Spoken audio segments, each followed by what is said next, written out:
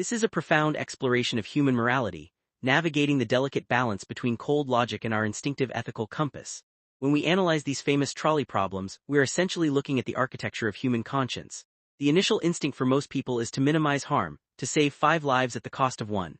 This is a mathematical approach to suffering, suggesting that the value of 5 human beings outweighs the value of 1. It is a rational, calculated response that prioritizes the net preservation of life. When the trolley driver turns the switch, they are not acting out of malice toward the single worker, but out of a desperate desire to prevent the greater tragedy. This perspective is inherently focused on the outcome, asking us to look past the individual action and toward the ultimate state of the world after the event has unfolded. By choosing the lesser of 2 evils, we aim to maintain a world where more people continue to exist, which feels, at its core, like a positive contribution to the collective good. However, the shift in scenarios reveals the complexity of this moral reasoning. When we move from the trolley switch to the bridge, where one must actively push a person to their death, the majority recoil. This suggests that while we value the outcome, we also value the integrity of the action itself. We are not just calculators, we are participants in a moral universe where the nature of our deeds matters. Pushing someone is a visceral, direct violation that feels fundamentally different from flipping a switch. This psychological barrier exists because we recognize that some acts are inherently wrong, regardless of the potential utility they might produce. The distinction between being a passive bystander and an active perpetrator is a defining feature of human ethics. We fear that if we allow ourselves to override these moral prohibitions based solely on consequences, we risk descending into a dangerous form of logic that could eventually justify any atrocity in the name of a greater good, a slippery slope that history warns us against. The conflict between these two viewpoints, consequentialism and categorical duty, is what makes human existence so challenging. On one hand, we want to maximize well-being, yet on the other we hold on to absolute rules about not killing or not using people as mere means to an end. This tension is not something to be solved or discarded, it is something to be lived. When we look at these dilemmas, we aren't just solving a puzzle, we are interrogating our own values. If we only followed consequences, we might lose our humanity. If we only followed absolute rules, we might become paralyzed in the face of tragedy. The discomfort we feel when presented with these scenarios is actually a sign of our moral health. It shows that we care about the lives of others and we struggle with the weight of our choices. This restlessness of reason is exactly what philosophy aims to cultivate. It forces us to confront the reality that there are no easy answers, only the necessity of deep, continuous, and honest moral reflection in every decision we face. The medical examples provided in the transcript highlight this tension perfectly. Saving 5 patients by sacrificing 1 healthy person is logically consistent with the trolley scenario, yet it feels even more abhorrent. Why? Because the doctor-patient relationship is built on trust and the duty to heal, not to harm. To violate that sacred trust for the sake of efficiency is a betrayal of the very foundation of medicine. It isn't just about the numbers, it is about the social contracts we maintain to function as a society. If we allowed doctors to harvest organs from healthy patients, nobody would ever feel safe going to a hospital again. Thus, even from a long-term perspective, the greater good is actually undermined by actions that erode the trust necessary for a stable, functioning community. Our moral instincts, therefore, are often more sophisticated than simple arithmetic, accounting for the long-term systemic consequences of our actions on the fabric of human society. Philosophy in this context serves as a mirror. It doesn't tell us what to think, but it shows us how we think. By examining these hypothetical cases, we begin to see the hidden assumptions we carry in our everyday lives. When we debate issues like political policy or social justice, we're often unconsciously applying these same principles of consequentialism or categorical duty. We use these frameworks to justify our stances on equality, free speech, and individual rights. The risk, as noted by the philosopher Socrates, is that this kind of deep introspection can distance us from the conventions that keep society running. It can make us feel like outsiders looking in, questioning everything while everyone else is busy living. Yet this distance is necessary for progress. Without it, we would simply follow the status quo without ever asking if the status quo is truly just or if it serves the flourishing of all people involved.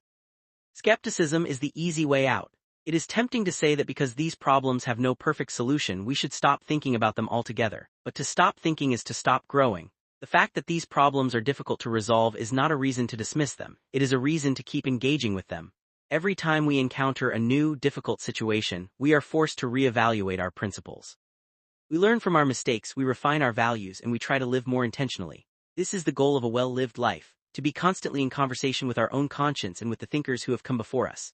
By engaging with the works of great minds, we gain a wider perspective and a more robust set of tools for navigating the ethical dilemmas that define our modern existence. It is not about reaching a final destination, but about how we conduct ourselves along the journey. Ultimately, the goal is to cultivate a restlessness of reason. We should never be fully satisfied with our current understanding of justice. We should always be looking for ways to improve, to be more fair, and to be more compassionate. The trolley car and the transplant surgeon are not just stories, they are metaphors for the profound choices we make in our own lives. When we vote, when we choose our careers, when we interact with our neighbors, we are making ethical decisions that impact the world around us. These decisions have real-world consequences, and they also shape who we are as individuals. By embracing the complexity of these moral dilemmas, we become more aware of our responsibilities and more capable of making choices that contribute to a better, more just world. It is a lifelong process of learning, questioning, and striving for a greater clarity of purpose. As we look further into this journey, it is important to remember that these debates are not confined to ivory towers or academic halls. They are happening in our homes, our workplaces, and our voting booths every single day. When we argue about the allocation of resources, the protection of rights, or the responsibilities of the state, we are engaging in the very same moral reasoning that we see in these classic philosophical puzzles. The participants in these debates are often driven by deeply held, though often unarticulated, beliefs about what is right and wrong. By bringing these beliefs to the surface and examining them critically, we can engage in more productive and meaningful conversations. This is the true value of moral philosophy. It gives us the language and the framework to move beyond superficial disagreements and reach a deeper understanding of our collective future. The history of political thought is in many ways a record of this ongoing struggle. Thinkers like Kant and Mill provided us with powerful, albeit competing, visions of how to live and how to govern. Their ideas continue to resonate because they address the fundamental aspects of the human condition. They force us to grapple with the tension between our desire for freedom and our need for social order, between our pursuit of personal happiness and our duty to the common good. While we may never find a single, universally accepted answer to these questions, the process of debating them helps to forge a shared understanding that is essential for a healthy democracy. It is through this engagement that we learn to appreciate the perspectives of others and to develop the patience and the empathy required to live in a pluralistic society. So, when we find ourselves unsettled by these questions, we should not fear the discomfort. Instead, we should welcome it as an opportunity for growth. The act of questioning is not a sign of weakness, it is a sign of a vibrant, active intellect. It shows that we are willing to challenge our own assumptions and to consider the possibilities that lie beyond our current frame of reference. Whether we are discussing the trolley problem or complex contemporary issues like climate change or healthcare policy, the approach remains the same. We must be willing to engage with the evidence, consider the consequences, and reflect on the moral principles that guide our choices. By doing so, we become better equipped to make decisions that not only serve our own interests but also the well-being of the broader community. The study of ethics is not just about learning facts, it is about developing a mindset. It is about learning how to weigh competing interests, how to identify the values at stake, and how to make choices that are both rational and humane. This is a skill that can be applied to every aspect of life, from personal relationships to public service. When we encounter challenges, we can use these tools to analyze the situation from multiple angles, ensuring that we are considering not just the immediate results, but also the long-term impact on ourselves and others. This creates a more balanced approach to life where we can act with both confidence and humility, knowing that while we may not have all the answers, we are committed to doing our best in an uncertain world. There is also a profound social dimension to this work. By engaging in these debates, we are part of a larger global conversation about what it means to be human and how we should live together. This conversation has been going on for centuries and will continue long after we are gone. By contributing our own insights and listening to those of others, we help to keep this dialogue alive and relevant. We create a space where ideas can be tested, challenged, and refined. This is the essence of progress. It is not a straight line, but a series of reflections, adjustments, and refinements that move us slowly but steadily toward a more enlightened understanding of justice and equity. This collective effort is what gives our lives meaning and connects us to the generations that preceded us and those that will follow. In many ways, the trolley problem acts as a gateway. It is designed to be accessible, to invite people in, and to show that philosophy is not some abstract, disconnected field but a vibrant living practice. It challenges us to look beyond the surface of our everyday lives, and to recognize the moral stakes inherent in even the smallest decisions. By starting with these simple, punchy examples, we are able to build a foundation that can support much more complex and nuanced discussions. We learn to identify the key variables in a scenario, to articulate our reasoning clearly, and to listen to the arguments of others with respect and open-mindedness. This is a powerful, transformative experience that can change the way we interact with the world and with each other. Furthermore, we must address the role of empathy in our moral reasoning. It is not enough to just be logical, we must also be able to feel the weight of our decisions. We must be able to imagine ourselves in the shoes of those affected by our actions. This is where the human touch comes in, the recognition that behind every number, every statistic, and every hypothetical, there is a person with their own hopes, fears, and dreams. This empathy is what prevents our moral reasoning from becoming cold and detached. It ensures that our quest for a more just world is grounded in a genuine concern for the dignity and value of every individual. This is a crucial balancing act that requires both the heart and the head, working in tandem to guide our behavior in complex and challenging circumstances. The role of the educator in this process is also significant. They are not just transferring information, they are creating an environment where inquiry can flourish. They pose the questions that get us thinking, they provide the context that helps us understand, and they encourage us to challenge our own assumptions. This is a delicate balance, as they must avoid imposing their own views while still providing enough structure to guide the conversation. The success of this approach is measured by the extent to which the participants become more thoughtful, more reflective, and more engaged citizens. It is about fostering a culture of intellectual curiosity and moral courage that can withstand the pressures and the complexities of the modern world. As we continue to navigate the challenges of the 21st century, the importance of this kind of moral inquiry only grows. We are faced with unprecedented dilemmas related to technology, globalization, and environmental change. These are not problems that can be solved by a simple set of rules or a single fixed ideology. They require the same kind of careful, nuanced, and empathetic reasoning that we have explored here. They require us to be willing to look at the big picture while still honoring the rights of the individual. They require us to be both bold in our vision and cautious in our implementation. By fostering a deeper understanding of these philosophical principles, we can better prepare ourselves to meet these challenges with wisdom and integrity. Ultimately, we are all part of this experiment. Every day we act in ways that reflect our core values, whether we realize it or not. We are constantly making choices that define who we are and what we stand for. By becoming more aware of these choices and the principles that inform them, we gain more agency over our lives. We become more deliberate, more intentional, and more responsible. This is a journey that is open to everyone, regardless of their background or expertise. All it takes is the courage to ask the difficult questions and the willingness to listen to the answers, even when they make us feel uncomfortable. It is a journey that is both personal and public, and it is one that will continue to shape our world in profound and lasting ways. We must also recognize that our moral frameworks are not set in stone. They evolve as we gain new knowledge, as we encounter new cultures, and as we grapple with the changing realities of our existence. This adaptability is one of the greatest strengths of human morality. We have the capacity to learn from our mistakes and to improve our ethical standards over time. By staying engaged with these philosophical questions, we can ensure that our moral progress is as robust and inclusive as possible. We can work toward a society that is not only more efficient but also more just, more humane, and more respectful of the inherent dignity of every human being. The beauty of philosophy lies in its ability to bring us together. Even when we disagree, the process of debating these issues helps us understand the foundations of our different perspectives. It reveals that we are all in our own ways striving for the same goals, to live a good life and to contribute to a better world. By focusing on the arguments rather than the individuals, we can create a space for productive dialogue that transcends our differences. This is a powerful, unifying force that can help us navigate the tensions and the divisions that so often define our political and social landscape. It is the beginning of a more harmonious and collaborative future for everyone. Finally, we should conclude that this pursuit is deeply, fundamentally human. It is the mark of our species that we not only survive, but we also try to understand the nature of our existence and the moral obligations we have to one another. This restlessness of reason is what drives our curiosity, our creativity, and our compassion. It is the spark that has led to every great advance in human history, and it is the fuel that will continue to drive us toward a future that is more just and equitable for all. By staying true to this spirit of inquiry, we can continue to grow, to learn, and to strive for the best version of ourselves. This is the promise of philosophy, and it is a promise that is well worth keeping. The second part of this exploration takes us deeper into the practical application of these moral theories in a world that is increasingly interconnected and complex. When we speak about utility, we are often thinking about how to organize society to produce the greatest benefit for the greatest number. This is a compelling vision, as it aims to reduce overall suffering and increase collective well-being.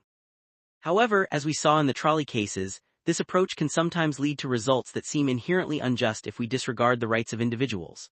The challenge, therefore, is to find a way to incorporate these rights into a framework that still prioritizes the overall good. This requires a delicate balancing act, one that takes into account both the macroscopic view of society and the microscopic experience of the individual. We must ask ourselves what kind of world we want to live in, and what principles are necessary to sustain that vision while protecting the vulnerable and ensuring fairness for all. Consider the role of institutions in this process. Whether it is our legal system, our healthcare infrastructure, or our educational institutions, these structures are built on the foundations of our ethical beliefs. When these institutions work well, they reflect a commitment to both justice and efficiency. They provide a framework within which we can pursue our individual goals while also contributing to the common good. However, when these institutions fail, it is often because they have lost sight of the moral principles that should guide them. They may prioritize efficiency at the expense of fairness, or they may become so bogged down in rigid rules that they lose the ability to adapt to changing circumstances. This is why it is so important for citizens to remain engaged in the oversight and improvement of these institutions, holding them accountable to the values we hold dear. The importance of transparency cannot be overstated. For a society to function in a morally responsible way, the decision-making processes of our institutions must be open to scrutiny. We need to know how decisions are made, what principles are being applied, and what the consequences of those decisions are. This allows us to participate in the democratic process and to voice our concerns when we believe that our ethical standards are being violated. Transparency also serves as a check on power, preventing the concentration of authority in a way that could lead to abuse. By insisting on openness, we help to ensure that our institutions remain responsive to the needs of the people they serve and that they operate in a way that is consistent with our collective values. We should also consider the impact of technology on our moral landscape. As we continue to develop more advanced tools, from artificial intelligence to genetic engineering, we are presented with new ethical challenges that our ancestors could never have imagined. How do we ensure that these technologies are used for the benefit of all, rather than for the advantage of a few? How do we balance the potential for innovation with the need to protect individual rights and ensure social equity? These questions are at the heart of our modern existence, and they demand a high level of moral sophistication. We must be willing to engage in a continuous process of ethical review, ensuring that our technical progress is matched by our moral growth. The role of education is also paramount in this regard. It is not enough to teach technical skills, we must also teach the skills of moral reasoning. We need to help the next generation develop the capacity for critical thinking, empathy, and ethical reflection. This means integrating philosophy, history, and the social sciences into our educational curriculum, not just as abstract subjects, but as essential tools for navigating the world. By doing so, we empower young people to become thoughtful, engaged, and responsible citizens who are capable of facing the challenges of the future with confidence and integrity. This is an investment in our collective future that will pay dividends for generations to come. Furthermore, we must address the challenges of cultural diversity in our moral discourse. In a globalized world, we are constantly encountering different perspectives on what is right and wrong. This can be a source of tension, but it is also a tremendous opportunity. By engaging with other cultures, we can gain a broader understanding of the human experience and challenge the limitations of our own worldviews. We can learn to appreciate the wisdom that exists in diverse traditions and work toward a shared understanding that is both inclusive and respectful. This requires a spirit of humility and a willingness to learn, qualities that are essential for the maintenance of peace and cooperation in a global society. There is also a role for personal reflection in this process. While the big picture is important, we must also pay attention to our own lives and the choices we make every day. How do we practice our values in our personal relationships, our work, and our communities? Are we acting in ways that are consistent with our beliefs, or are we allowing ourselves to be swayed by convenience or pressure? By engaging in regular, honest self-assessment, we can become more intentional in our behavior and more effective in our efforts to lead a good life. This is not about achieving perfection, but about the ongoing process of growth and refinement that defines a life well lived. We should also consider the role of storytelling in our moral education. Stories are a powerful way to convey complex ethical ideas and to help us explore the implications of our choices. Whether through literature, film, or personal accounts, stories help us to imagine the lives of others and to see the world from different perspectives. They provide a space where we can grapple with difficult dilemmas in a safe and meaningful way. By sharing our stories and listening to those of others, we strengthen the bonds of empathy that are so essential to the functioning of a just and compassionate society. The concept of justice is also a key part of this conversation. What does it mean to live in a just society? Is it a society that ensures equal opportunity for all, or one that addresses the systemic inequalities that have historically disadvantaged certain groups? These are complex questions with no easy answers, but they are central to the work of creating a better world. By engaging in these debates, we help to clarify our vision of justice and to identify the policies and actions that will bring us closer to that ideal. This is a work of ongoing, iterative progress that requires the participation and the commitment of us all. Let us also consider the value of resilience in our moral journey. There will inevitably be setbacks and challenges. There will be times when our principles are tested and we find ourselves struggling to know what the right thing to do is. This is a natural part of the human condition. What matters is our ability to recover, to learn, and to keep going. Resilience allows us to maintain our commitment to our values even in the face of adversity. It is the ability to hold onto our moral compass even when the storms of life seem to be blowing us off course. This is a strength that is developed through practice, through reflection, and through the support of our communities. The role of hope is also significant. Even when the challenges seem overwhelming, we must maintain a belief in the possibility of progress. This is not an idealistic, naive hope, but a grounded, realistic expectation that change is possible if we are willing to work for it. Hope is what drives our commitment, our creativity, and our perseverance. It is the fuel that keeps us going when the path ahead is uncertain. By fostering a sense of hope, we can inspire others to join in the work of building a better, more just world for everyone. In this context, we must also emphasize the importance of community. We are social beings, and our moral growth is deeply linked to the relationships we form with others. We need the perspectives of our friends, our families, and our colleagues to help us see our blind spots and to challenge our assumptions. We need the support of our communities to help us live according to our values and to provide a source of encouragement when things get tough. By building strong, inclusive, and supportive communities, we create the conditions in which moral growth and social progress can flourish. We should also consider the role of courage. It takes courage to stand up for our beliefs, especially when they are unpopular or go against the grain. It takes courage to admit when we are wrong and to change our minds in the face of new information. It takes courage to challenge the status quo and to work for a more just and equitable future. Courage is the catalyst that turns our moral convictions into action. By cultivating courage, we become more effective agents of change in our personal lives and in the broader society. The importance of humility is also worth noting. We must be willing to recognize the limits of our own understanding and the possibility that we could be wrong. This is the antidote to the dogmatism and the polarization that so often characterize our public discourse. By practicing humility, we create space for dialogue, for compromise, and for the gradual emergence of a shared understanding. This is a crucial foundation for any healthy and functioning society, and it is a value that we must strive to nurture in ourselves and in our communities. There is also a role for patience. Moral change is rarely quick or easy. It is a slow, painstaking process that requires dedication and perseverance. We must be willing to play the long game, focusing on the incremental steps that will lead to meaningful and lasting change. This requires a sense of perspective and a willingness to stay the course, even when results are not immediately apparent. By practicing patience, we can avoid the burnout that so often accompanies the pursuit of social justice and maintain a steady commitment to our ideals. We should also be mindful of the importance of silence and solitude. In a world that is constantly noisy, it is all too easy to lose touch with our inner voice. By setting aside time for silence and reflection, we can reconnect with the values that truly matter to us and gain the clarity we need to navigate the complexities of our lives. This is not about retreating from the world, but about preparing ourselves to engage with it more effectively. It is a time for recharging, for contemplation, and for realigning our actions with our deepest beliefs. There is also a role for playfulness. While ethics is a serious subject, we should not lose our sense of humor or our ability to enjoy life. A balanced life is one that includes both work and play, both serious reflection and joyful connection. Playfulness can help us to approach even the most challenging dilemmas with a sense of perspective and creativity. It reminds us that while our work is important, we must not take ourselves so seriously that we lose our humanity.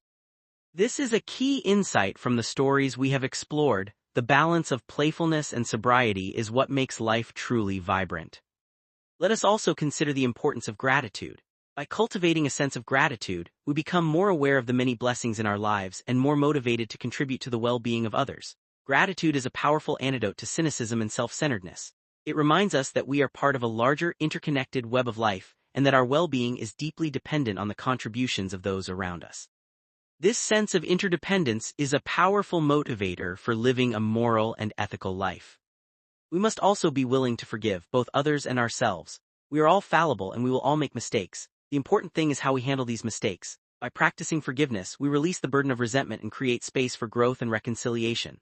Forgiveness is not about condoning bad behavior, but about acknowledging our shared humanity and our capacity for redemption. It is a necessary component of any healthy and compassionate community.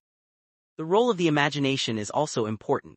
To create a better world, we must first be able to imagine it. We need to be able to envision a future that is more just, more equitable, and more humane than the present. This requires a sense of optimism and a commitment to the creative process. By dreaming big and working to turn those dreams into reality, we can inspire others to join us in the work of social transformation. This is a vital part of our human heritage, and it is one that we must continue to cultivate. Finally, we should embrace the beauty of the struggle. While it would be easier if everything were simple and straightforward, the reality is that life is complex and challenging. But it is in that complexity that we find the opportunity for growth, for connection, and for profound meaning. Every challenge we face is an opportunity to learn, to change, and to make a positive impact. By embracing the struggle, we become more resilient, more empathetic, and more deeply connected to one another and the world around us. This is the journey of a lifetime, and it is a journey that is truly worth taking.